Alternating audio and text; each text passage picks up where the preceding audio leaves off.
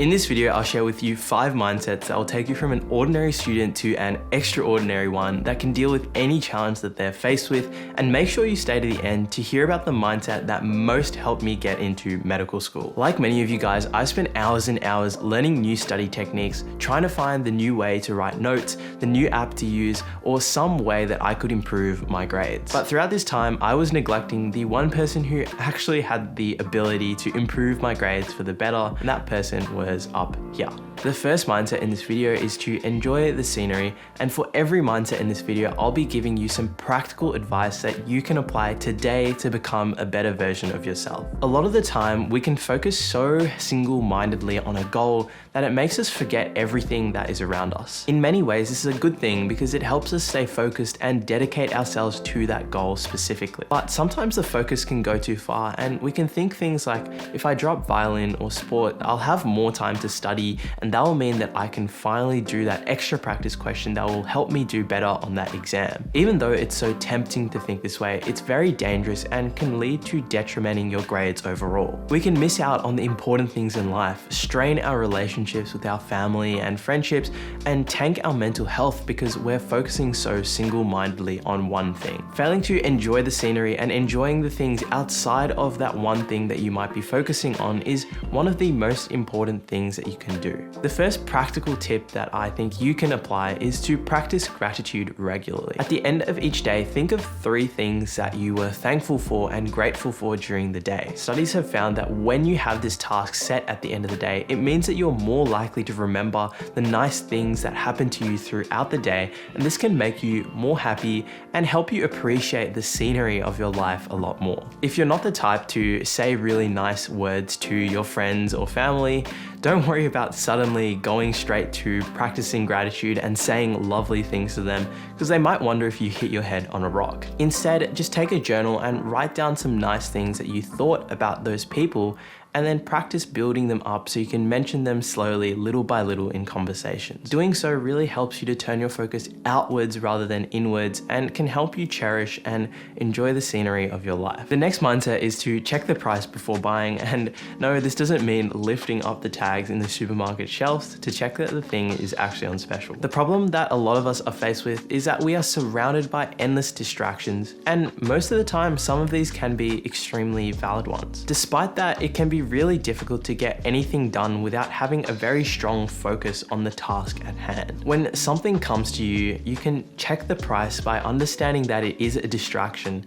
before you go into it and buy it. When distractions call your name, either from your phone or from a friend offering you an amazing opportunity, remember to check the price and see whether it's something that you actually really want to do before you buy into it, because sometimes you might realize that if you had gotten sucked into that distraction, it would have been very costly to your overall goals. The practical advice extends from this, which is that you can improve yourself even more if you never are exposed to distractions in the first place. Imagine you're walking through the supermarket aisle and none of the items are on special.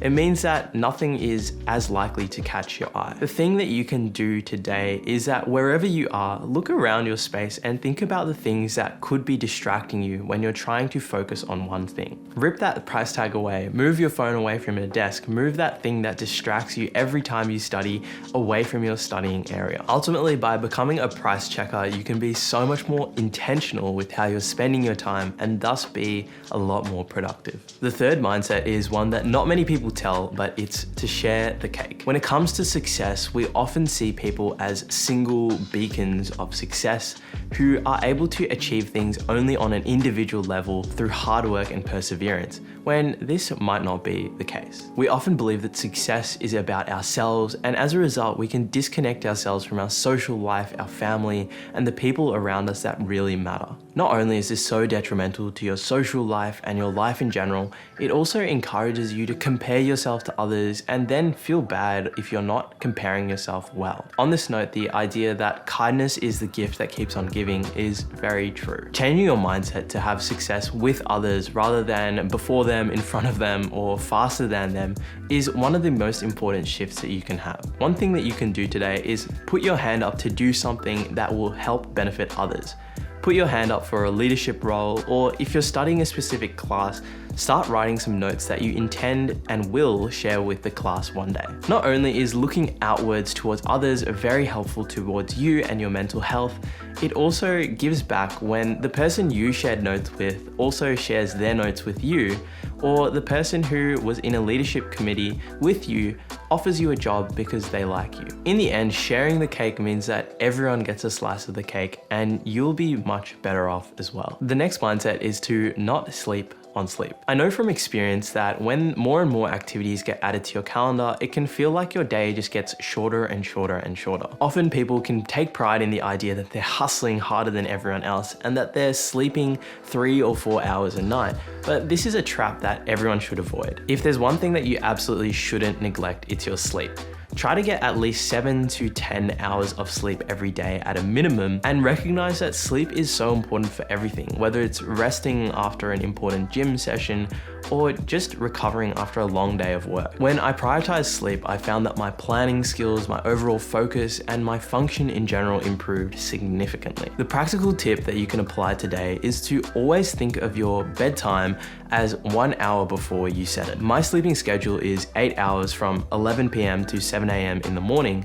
And the way that I always hit my bedtime is I think of the time that I'm sleeping as 10 p.m. rather than 11. What I find is that if I aim for 11 p.m., I'll end up doing stuff until around 10:45, and then by the time I'm ready for bed, it's usually past 11 and then I'm getting less than 8 hours of sleep. When I aim for 10 p.m. instead, it means that I finish my stuff around 9:45, and then I have more than an hour to relax before bedtime, and it improves the quality of my sleep significantly. Now, this last tip is the one that has most helped me get into medical school, and it's to love the fumble. Now, just hear me out for a second. I know what you're thinking.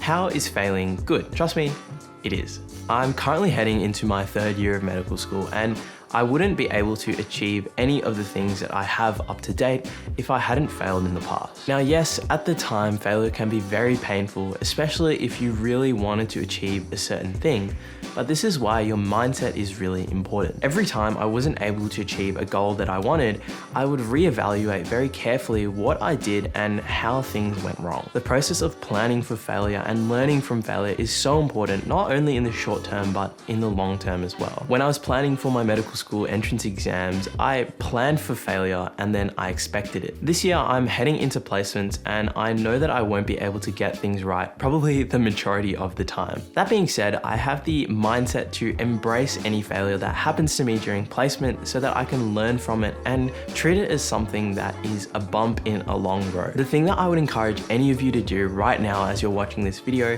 is to think about where you might be avoiding that fear of failure. What is that thing that you feel like you have to make an excuse about because you're afraid of the consequences? Everyone, and I mean absolutely everyone, has a fear of failing something. It's important to acknowledge where that thing is so that you can target it and try to beat it. What's important from all of this is the ability to make small improvements from your failures. And to hear more about that, you should definitely check out this video here.